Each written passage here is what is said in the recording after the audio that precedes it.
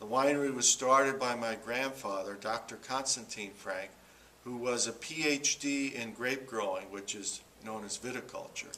And he did his thesis on techniques for growing the Vitis vinifera, or European grape varieties, in a cold climate. So when he came to New York in 1951, and he was told by the experts you couldn't grow vinifera in New York, he took that as a challenge, and he went out to prove the experts wrong. And an interesting aspect of the story for me is there wasn't so much a focus on the winery as a business when Dr. Konstantin Frank was here. He was really a scientist. All of the Finger Lake region was able to learn from this. He was very giving with his knowledge. He was a consultant to many of the pioneering wineries in the region and outside of the area throughout the eastern United States. If you were to look at the history of premium winemaking, invariably it traces back to Dr. Frank. And he had a core group in the 60s that he called his cooperators. And these people then went on to become pioneers within their states or regions.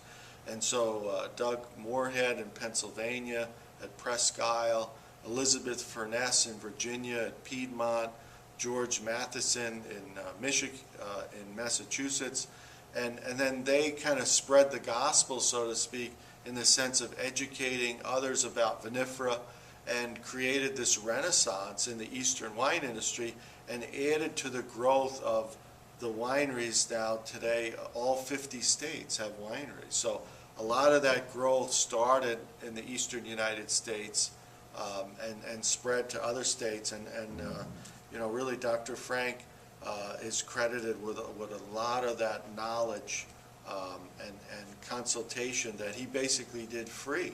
You know, he wanted the industry to prosper.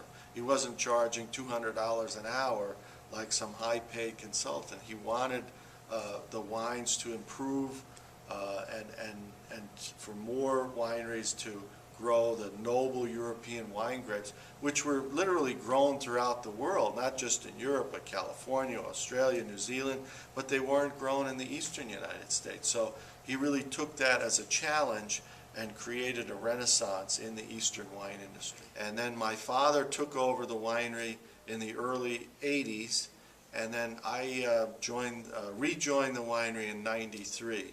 So my father felt it was important for me to get experience at other wine companies and further my education in Europe.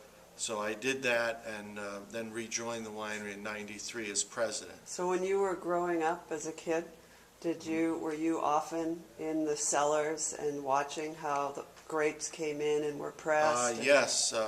I spent a lot of summers here, even while I was in high school and junior high, working with my grandfather and my cousins.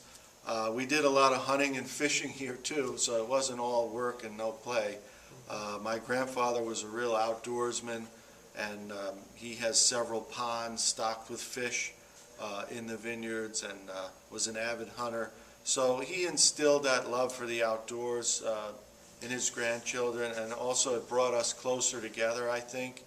And we learned to love the vineyards and the winery. Well, I'm really enjoying working with my son Kyle, who has worked here about 5 summers at the winery, really loves wine and grape growing. How old is Kyle? He is 19. He's now enrolled at Cornell University's new program in enology and viticulture, which is winemaking and grape growing. And he's really enjoying that. But, you know, he knows that we want to follow a similar plan for him when he's done with his studies, not just to come to the family winery and work here, but to get experience in Europe and perhaps California. I have so many friends in the industry who've offered him internships at their wineries. And so, you know, we hope that he'll have a similar plan to his education.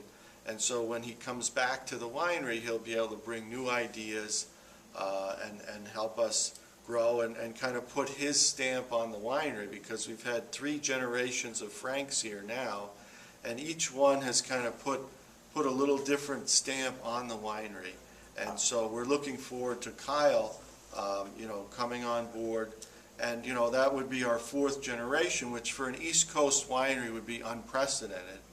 But as you pointed out, by European standards, we'd probably be viewed as newcomers because there have been wineries in Europe for 1,000 years in the same family. And if you look at some of the top wineries in Europe, I would say a good majority of them are family owned. I think that many of the decisions that we make are very long-term decisions. Planning, we have a new vineyard in Hector on Seneca Lake. Well, that's probably a 50-year lifespan of that vineyard, So we're kind of planning that for the fourth generation, not so much for me.